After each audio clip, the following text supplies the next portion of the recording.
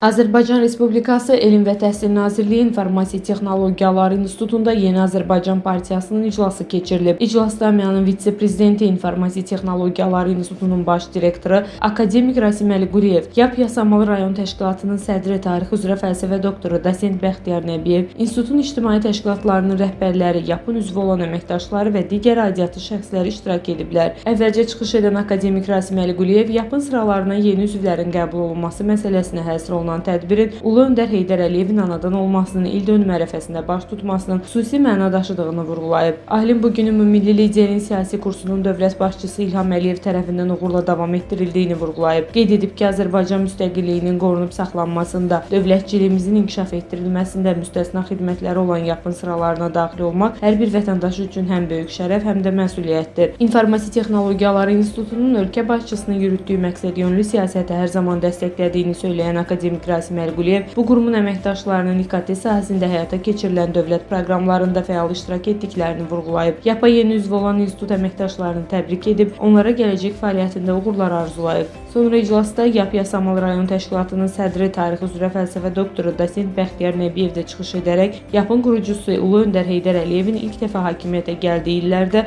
ölkəmizdə geriliyin aradan qaldırılması, Azərbaycanın SSR-nin ən qabaqcıl respublikalarından birinə çevrilməsi, eyni zamanda müasir Azərbaycan dövlətinin qurulması və inkişafındakı müstəsna rolundan söz açıb. Bildirib ki, Ulu Öndərin rəhbərliyi dövründə Azərbaycan aqrar iqtisadiyyatından sənaye iqtisadiyyatına keçid etmiş, yüzlərlə zavod və sənaye müəssisələri inşa olunmuş, yüksək ixtisaslı kadrların hazırlanması üçün minlərlə Azərbaycanlı gənc təhsil almaq üçün xarici ölkələrə göndərilmişdir. Bugün Ulu Öndərin siyasi kursunu uğurla davam etdirən Prezident İlham Əliyevin rəhbərliyi ilə Azərbaycanın yeni bir inkişaf mərhələsinə qədəm qoyduğunu söyləyən Dosent Bəxtiyar Nəbiyev, əldə etdiyimiz tarixi zəfəri, torpaqlarımızın azad olunmasını, ölkəmizin tam suveren dövlətə çevrilməsini Ulu Öndərin müəyyən etdiyi strateji xəttin məntiqi davamı kimi qiymətləndirib. YAP Yasamal rayon təşkilatının sədri Yeni Azərbaycan Partiyasının sıralarına qəbul olunan əməkdaşları təbrik edib, onların dövlətçilik ideyalarına sadiq qalacaqlarına və YAP-ın inkişafına töhfə verəcəklərinə inamını ifadə edib. Sonra YAP sıralarına yeni qəbul edilmiş əməkdaşlara partiyanın üzvlük vəsiqələri təqdim olunub. İclasda həmçinin institutun şöbə müdirləri, MİAnın müxbir üzvü Professor Məsumə Məmmədova, texnik üzrə fəlsəfə doktoru Dosent Bikəs Ağayev, İnstitutun YAP Yasamal rayon təşkilatı üzrə ərazi partiya təşkilatının sədri, texnik üzrə fəlsəfə doktoru Gülnarə Nəbibəyova, Assanesnet şəbəkə idarəetmə mərkəzinin rəhbəri, texnik üzrə fəlsəfə doktoru Babək Nəbiyev, Həmkarlar Komitəsinin sədri Anar Səmidov, Gənc Alim və Mütəxəssislər Şurasının sədri Dilbər Əlizadə çıxış edərək ümummilli lider Heydər Əliyev və dövlət başçısı İlham Əliyevin Azərbaycan xalqı qarşısındakı tarixi xidmətlərindən, YAP-ın Azərbaycan dövlətçiliyinin inkişafına verdiyi töhfələrdən danışıblar. Sümbül Zalova, Ceyhun Şahverziyev, Şahin Rəsulov, Info TV.